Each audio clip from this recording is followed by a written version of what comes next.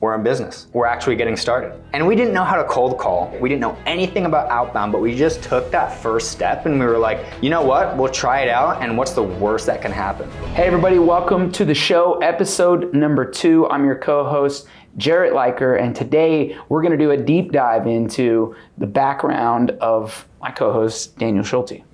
I'm excited, man. Let's get into it. So I wanna kick off. You run an explosive digital marketing firm, and you're focusing on tax planning and working with CPAs. So can you kind of just give the listeners a little background on your business now? Yeah, totally. So do you want me to go into like where it is right now, or how I got to? Yeah, let's hear about it now, and then we'll kind of dig in. Okay, cool. So I was actually working with restaurants, as you're very familiar with, right? And the problem with it, I love restaurants, right? Great thing, loved marketing with it, but it's one of the toughest businesses that you could possibly get into as an owner-operator. And the margins are just horrible because you have cost of goods sold and labor and overhead, and a lot of these restaurants are only operating with like a 20 or 10% margin. So for me, right, I had to sell like 100 pizzas or 200 pizzas just to break even, not even for them to actually make a profit on my advertising services. So at that point, I had figured out for my own business how to run paid ads and profitably acquire my clients. And so I was looking at other industries that really met a criteria that would work. So, can you sell it nationwide? For example, restaurants, they only have a 5-10 mile radius. Like, how far do you go to eat from restaurants? I mean, DoorDash, Uber Eats, but to be fair, yeah, I mean, I like to eat somewhere close by, especially because I have a kid, right? And we're on time constraint and all that. So, I mean, many people, it's the same thing. They stay within their area for a lot of the things that they consume. Mm-hmm. And unless you're doing like an anniversary dinner, you're really not going outside of that bubble. So like something that can be sold nationwide, something that can be sold over the phone, something that's high ticket, has high margin, and really for me, something that's recession proof. Like being in the martial arts business, we talk about this all the time. If a recession hits, the first things to go are extracurricular activities and eating out, but taxes are never going away.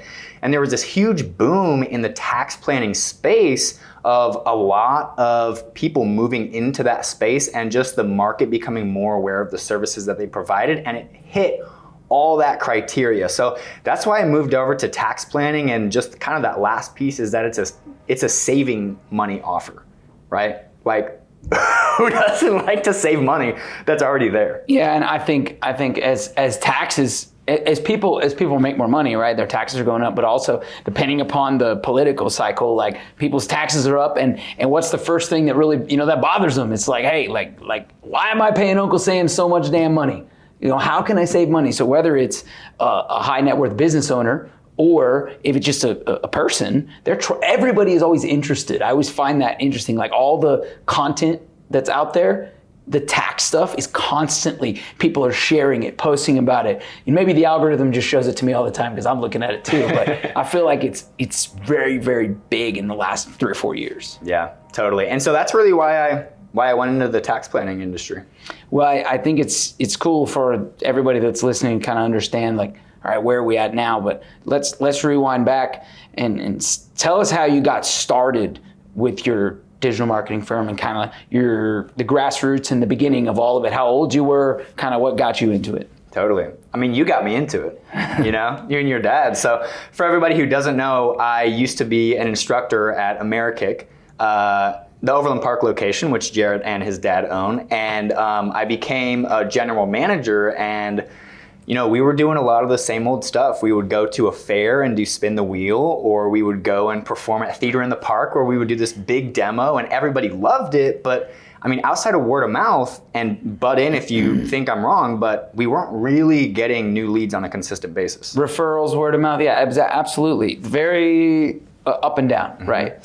And so it was funny, Amerikick's part of a franchise, and so we would go to a bunch of tournaments and stuff, right?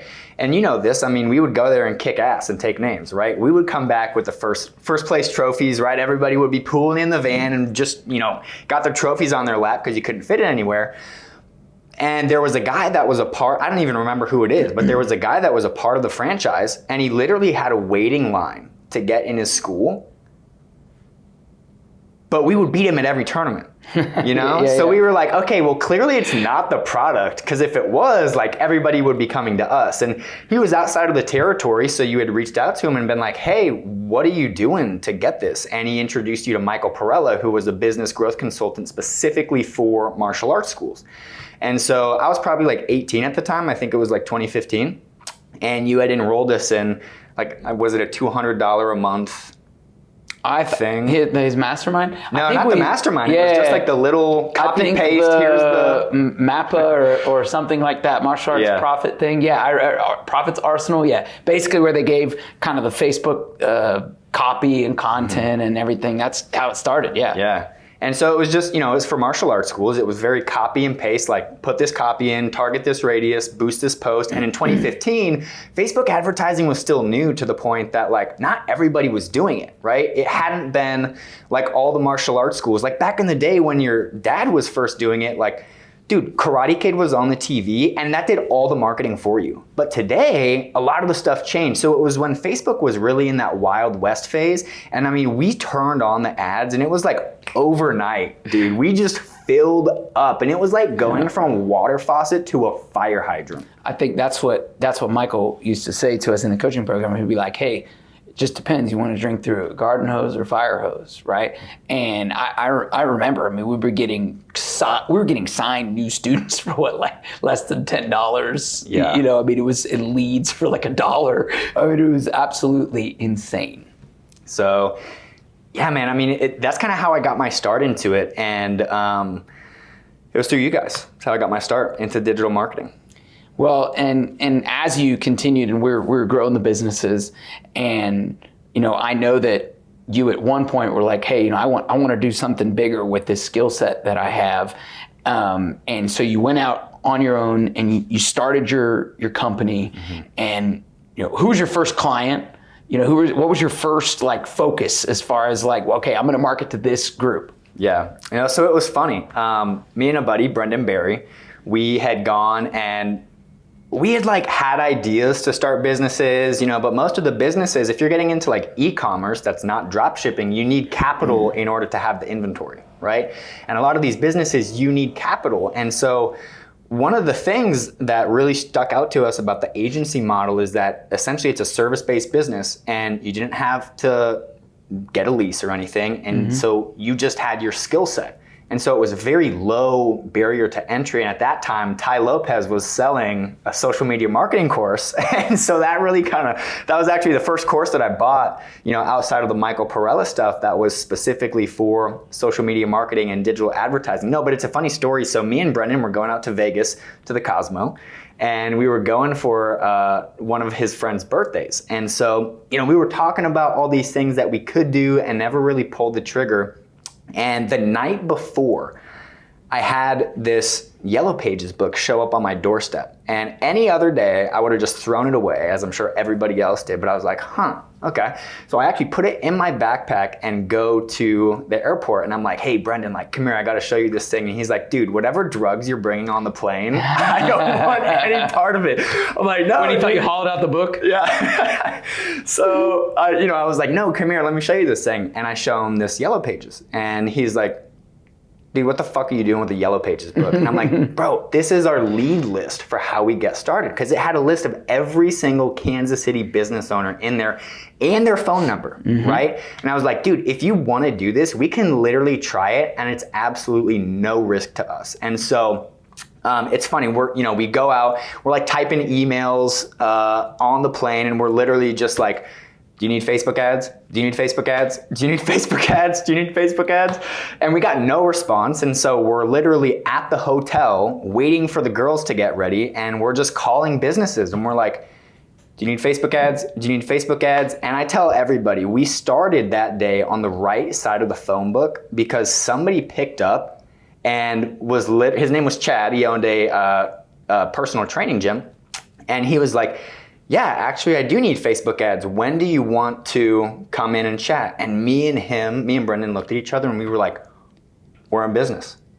Like, we're actually getting started. And we didn't know how to cold call, right? We didn't know anything about outbound, but we just took that first step and we were like, you know what, we'll try it out, and what's the worst that can happen? And so that's actually, he ended up signing on, becoming our first client for like $500 a month. We didn't know what the heck we were doing. And if I remember correctly, I don't even think we like got him that great of results. But yeah, that's how we got started. And man, I think a couple things that you said just about like understanding the hustle of not being afraid to just pick up the phone and do it. And I think like Hormozi talks about that, about like the reps. You need more reps rather than more training or more this or more education that. Like you just need to do it and get more reps in and volume. And I think like most people now, they would never pick up the yellow pages and be like, let's just call thousands of people to try to start the business. Because I mean, correct me if I'm wrong, but I just feel like people are just too soft and they want everything just now, and they want to just like, that's too much work. You know, there's got to be an easier way to do it. But I think some of that old school work ethic is really important. And, you know, maybe we'll share that. Maybe somebody will hear that, utilize it now. But, you know, instead of yellow pages, what would you recommend now? Where are the databases? Where can people find their customers if they want to go and they want to hustle like that? you know, actually it's kind of funny. The modern day yellow pages, if you think about how advertising used to be, it used to be the yellow pages, it used to be TV, it used to be direct mail, it used to be radio stations, but it's still the same concept. It's just really moved onto a digital playing field, right? Yellow pages is now Google or Yelp. So Yelp can be where you go and find somebody, right? Facebook is kind of like a modern TV, same with YouTube, right?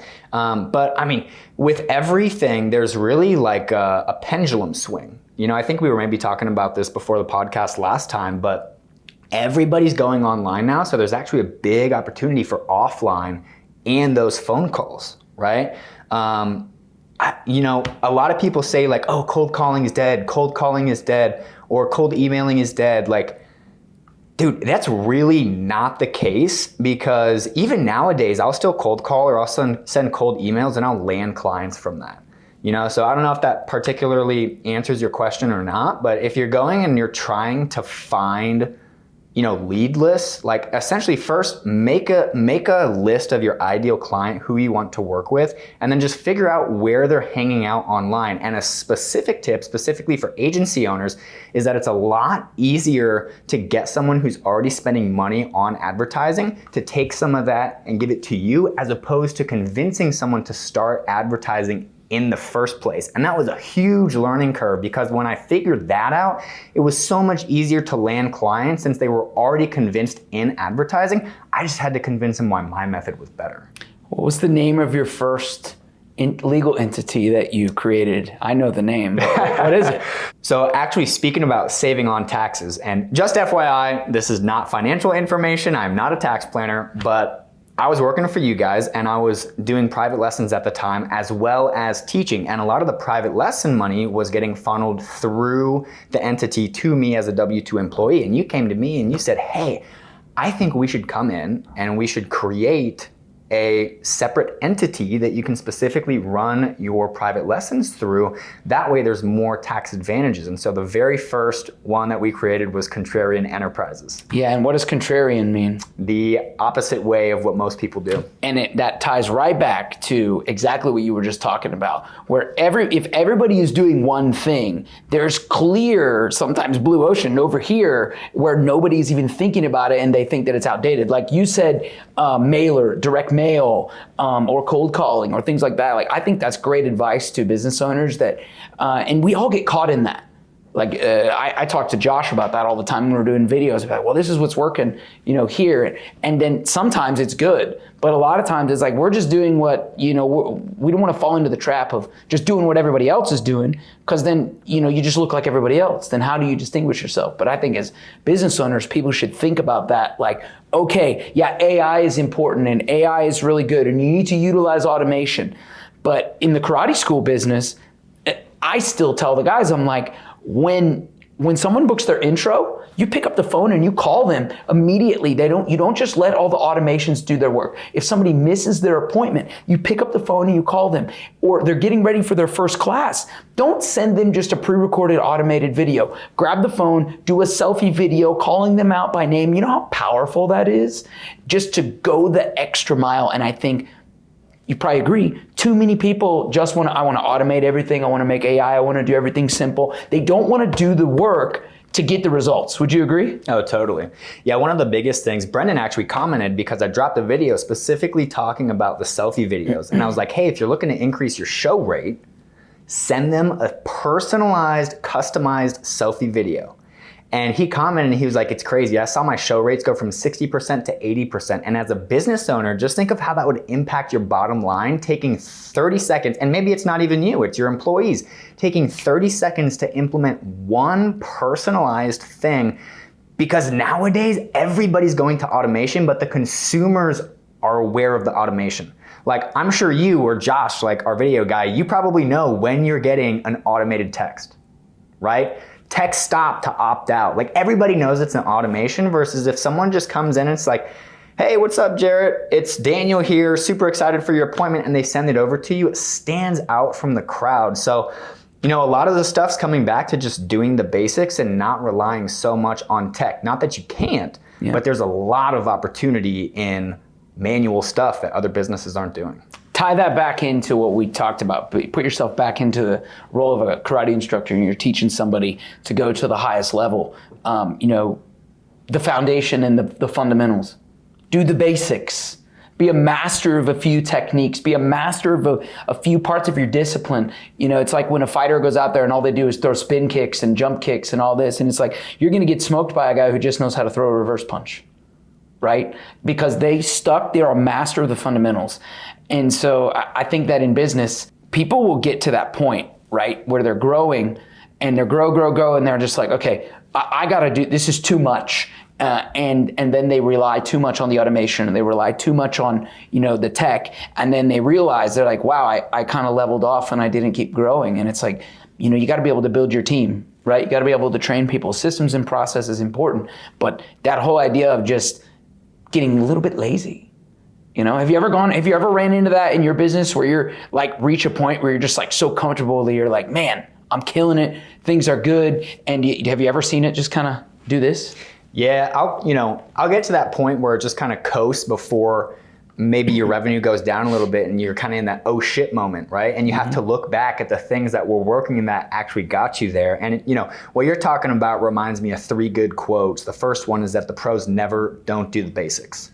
The second quote is, be not afraid of the man who knows 1,000 kicks, be afraid of the man who's practiced one kick 1,000 times, right? Same thing, the guy doing the jump kicks, right? Which business is gonna succeed better? The one who's really mastered one specific product or service to one specific avatar, or the one who does everything for everybody, I think the last thing you hit there, and I want to talk about that, I think it'd be useful for people to understand the client avatar exercise. I know I've done that in all of our businesses, but maybe let's hear it from your perspective of how you would do that exercise if someone's listening to this and saying, hey, I run a business. What is that? How do I do it? Yeah, it kind of goes back to what we were talking about earlier. I had fallen into this trap of, okay, I got some good success in this industry, but I really didn't like it. And it's not that I didn't like working with the people, but I wasn't a fan of the business model and it just wasn't what I knew. I always came from a service-based background, right? So then I took essentially what I knew and I was like, okay, with my specific thing, what kind of person do I want to work with, right? Like, I know you talk about this. You had a case that you actually turned away because you don't want to work with people who are assholes. And luckily you had gotten the business to the point where you don't have to work with people who are assholes, right? But the first thing is like, okay, what do I want my client avatar to look like? But a second big piece of this I think a lot of people overlook is, can I also get results for that person, right? And so those are kind of the 2 biggest pieces, So for me, like I'll just give an example of my checklist, right? I like where you can sell money at a discount, right? So if I can come into a business and I can help them make more money than it costs them to pay me, that's selling money at a discount, right? Something that can be sold nationwide through the internet. It's sold high ticket for $10,000 or more with a great profit margin. It's sold over the phone. It's recession proof. And preferably it's also a save money offer, right? Those are kind of like the 6 that I look for. And recession proof, like, for example, if somebody gets in an injury during a recession, they're always going to need a personal injury lawyer. right? Yeah, this space, that was something that helped actually grow my law firm, was when during COVID and we were teaching online and doing all that, and we were still able to be successful, and we were marketing nationwide and it was doing well. But like during that time, the law firm was growing because people still needed the legal services. Yeah. I mean, one of the last things, if shit hits the fan in the country, one of the last things is going to be that the court system will shut down, right? And so I think even then, in our space, where people are submitting claims, a majority of the insurance adjusters work at home anyways. So they're working from home and they're going to be able to keep rolling. So yeah, recession proof is huge. I mean, on the side of, as far as like if someone is running a consumer or a service-based business, right? And maybe they're a martial arts school owner or whatever that they are, how deep do you dive on those elements of who is my avatar? Because I know how we do it on the legal side. I'd like to hear what you would think. Yeah. So I'll give you the same example that I give to my clients that are tax planners, because a lot of them who come in are like, hey, I tax plan for anybody who owns a business, okay? And are you familiar with the 80-20 principle? So for those of you who aren't, 80% of your results or 80% of your income or 80% of your weight gain, whatever, comes from 20% of the things that you're doing. And I don't remember the exact name of the guy who figured this out, but I think he was like some Italian mathematician or something who came up with the 80-20 principle. So I always ask him and I say, go and look at the 20% of your clientele who make up 80% of your revenue, or the 20% of the clientele who are your favorite to work with. And you're probably going to find some similarities, not just in the demographics, what type of business they own, where they live, are they married, but in the psychographics of who that client is. So for example, one of my clients was like, oh, well, I work with a business owner and I love working with him because every time he comes in, he's super positive, he has good news, he's always looking at these things. And so I said, oh, okay, so you're working with a growth-oriented entrepreneur. She was like, yeah, I am. I was like, that's an example of a psychographic. So for anybody out there who's looking at how do I build my ideal avatar, look at the 80-20 of the clients who are either A, already bringing in a ton of the revenue for you, and B, if you actually like and enjoy working with those people. And they pay, they stay, and they refer, right? That's the main thing, pay, stay, refer, and we look at that, if they know, like, and trust you.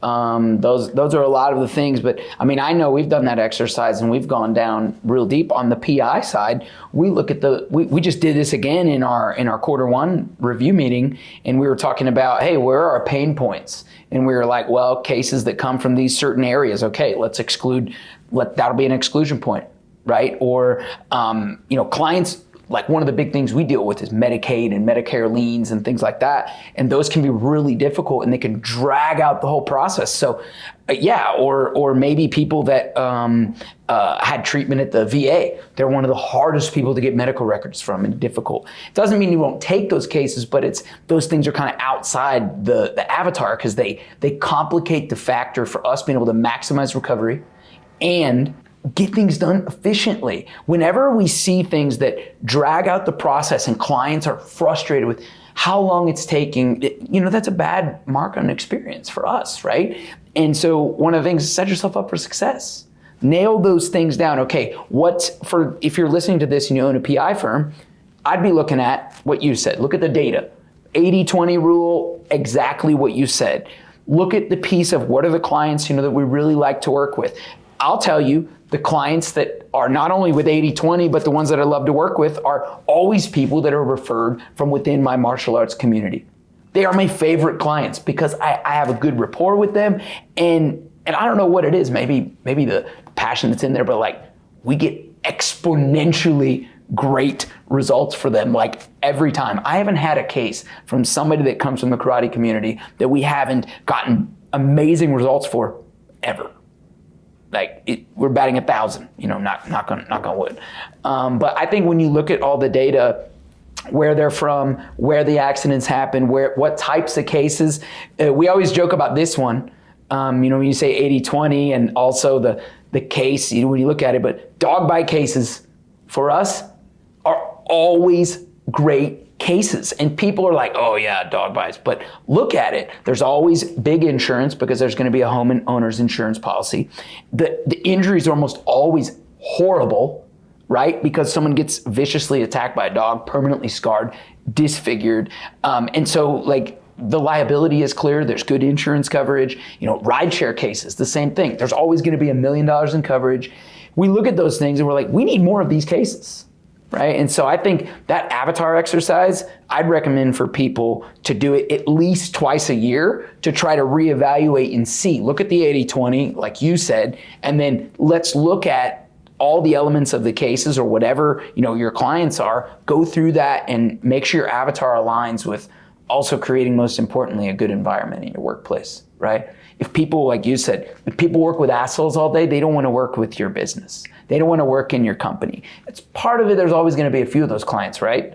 But I mean, you want to try to control that the best that you can. Yeah, that's a good point. So like in every business, let's take personal injury, for example. You have different subsets of customers who come to your law firm. So for example, you have people who get dog bites. You have people who get injured in a rideshare case. You have people who come from slip and falls. But what a lot of people don't realize is that each of those people is actually a different ideal avatar.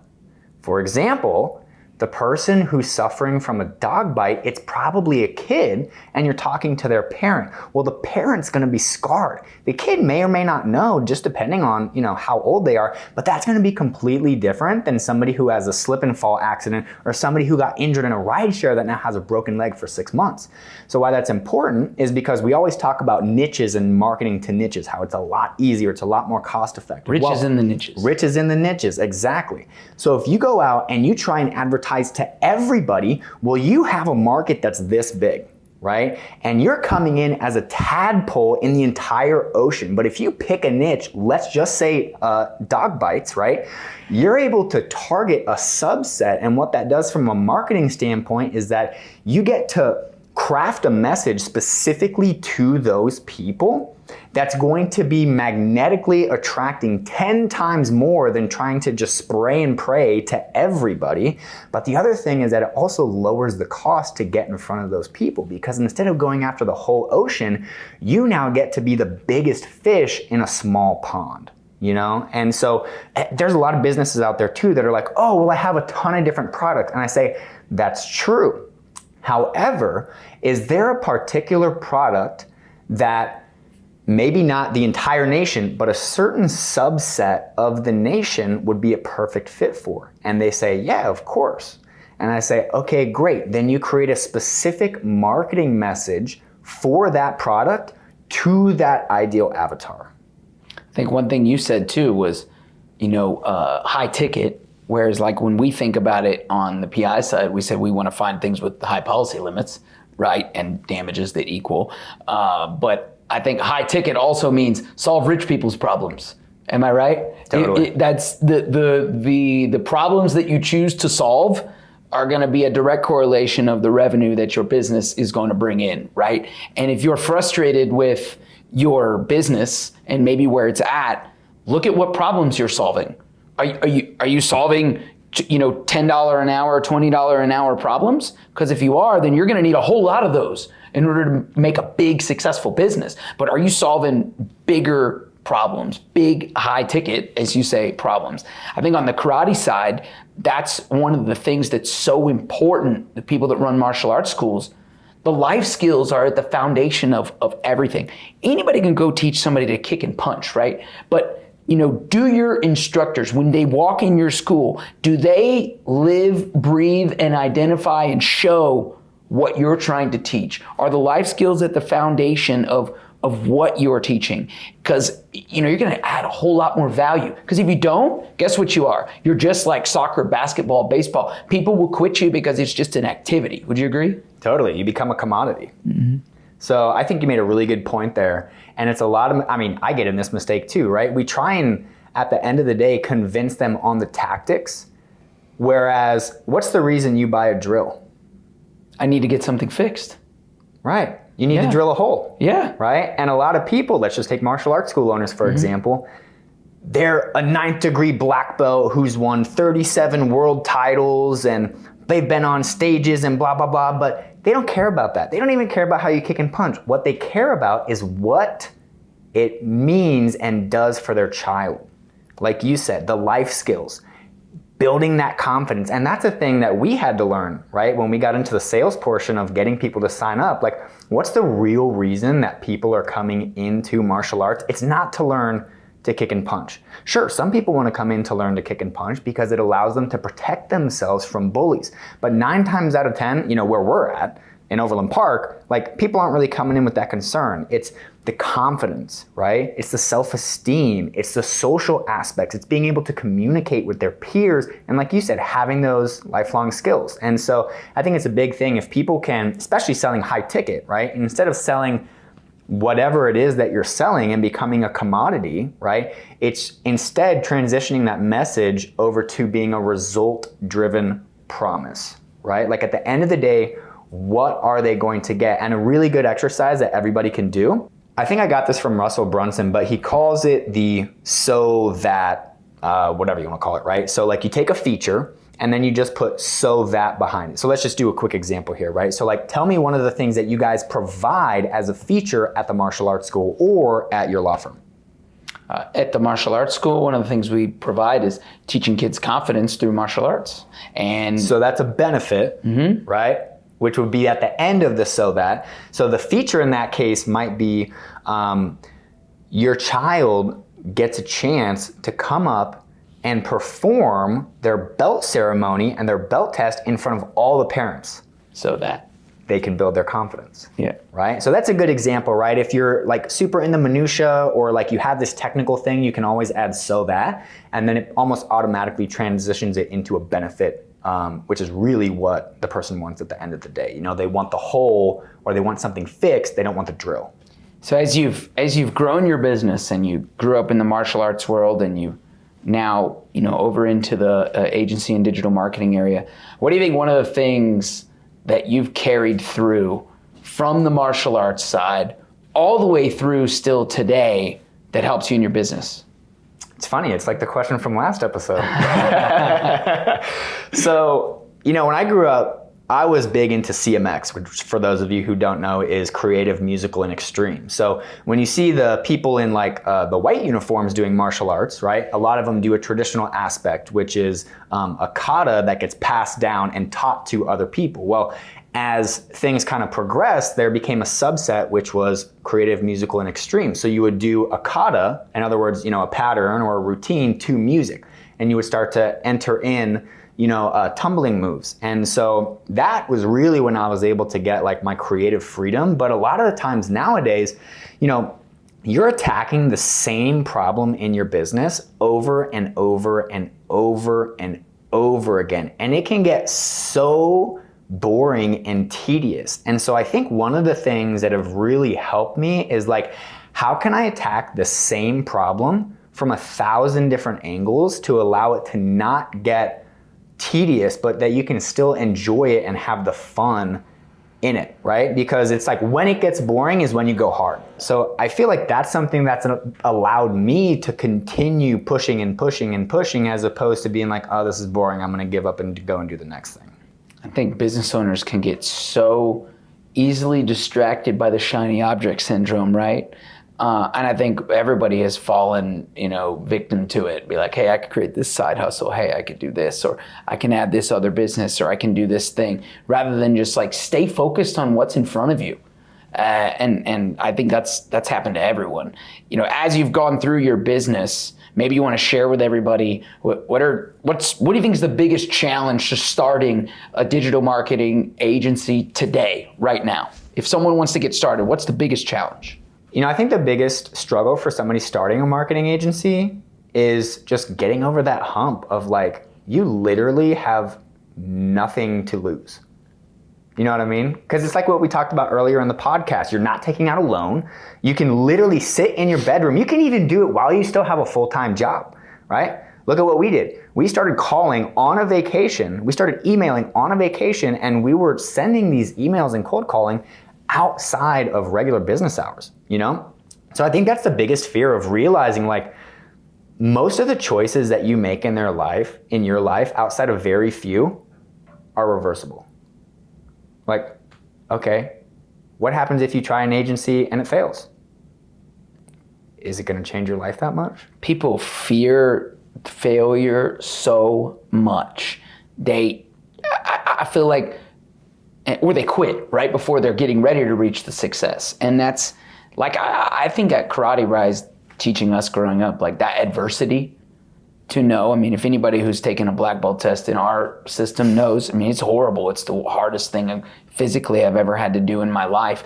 And so I look back at moments like that, or trainings that may have been terrible and brutal, but it's like you look back and you're like, it makes everything else seem easy when you have those things to compare to. And I think that when you said it's like people are afraid to fail, or people are afraid to take the leap on something, and it's probably because they didn't have enough adversity growing up, or maybe they never got punched in the face growing up, or maybe they got, coddled by their parents too much and never let them fail, right? And so then they live in the bubble, and so they're so scared to just take the leap. So I think, like you said, what's on the other side? You don't know. And you may fail, and guess what? Most things in life are reversible. Most things in life you can come back from. And I mean, look at some of the most successful entrepreneurs in like history. I mean, like Colonel Sanders, people like this that, they were way later in their life. They created something great. And I can tell you, they wouldn't have been able to do that if they lived in this state of fear. So yeah, I think it's a good understanding for people to say like, hey, look, don't be afraid, get it started. So where are they going to where can they find some resources and some skills if they want to get started and they know nothing about digital marketing? Maybe that's what they want to do. Would you say, go find a mentor, learn from them, work for free for somebody, or go buy this course? What do you think is the best advice? Yeah, I mean, you and I are both a big proponent of buying information, right? Buying speed. Mm-hmm. If I was giving somebody advice on like how can they get started learning digital marketing, I wouldn't necessarily think about it as digital marketing. David Ogilvy, who was one of the greatest ad men, if not the greatest ad man to live to this point, said advertising is nothing but salesmanship in print, right? So the best advertisers, they had some sort of nose to nose, toes to toes, door to door experience selling that got translated over into marketing, because all marketing and sales is psychology. So instead of thinking about digital marketing, like I'm platform agnostic. Meaning, whatever is getting you the results, like do more of that, like direct mail, right? If you're getting more results from direct mail, do more direct mail. But at the end of the day, it's gonna have similar components that you would have advertising online. You have to get the person interested. You're probably gonna have to have some form of mechanism where you have either them calling you or you get their contact information, and then you have to follow up with them as well. So, books are always a great place to start. So, a few books like $100 Million Offers by Alex Hormozi is good. He's got a book on leads. There's a trilogy by Russell Brunson, and pretty much anything by Dan Kennedy are all great books. Because most people don't know this, but Dan Kennedy is like the guru on top of the mountain that gurus go to, And so, if somebody's getting started, I would definitely recommend checking out a few of those books. And then at the end of the day, like, Hormozi always talks about mental masturbation. You know what I mean? Like, don't get so caught up reading the books and consuming the information. Like, go out and actually try it. When me and Brendan were starting the business, we didn't read a book on how to cold call. We just started cold calling people. And then when we got hit with objections or smoke screens, or like, oh yeah, we're not interested. Okay, well then we have to learn how to overcome that, right? But like, we just picked up the phone and we actually started dialing. Success loves speed, right? I talk about that with people, whether in the personal injury space, karate space, high-level coaching space. Maybe I'm teaching a seminar or something, and it's like, hey, look, you've got all this great information here. And the majority of you are going to just be like, this was such an amazing weekend, and I loved it. And you're going to go home and do nothing with it.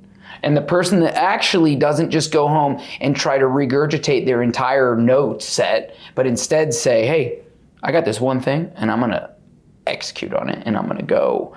Those are the people that are successful.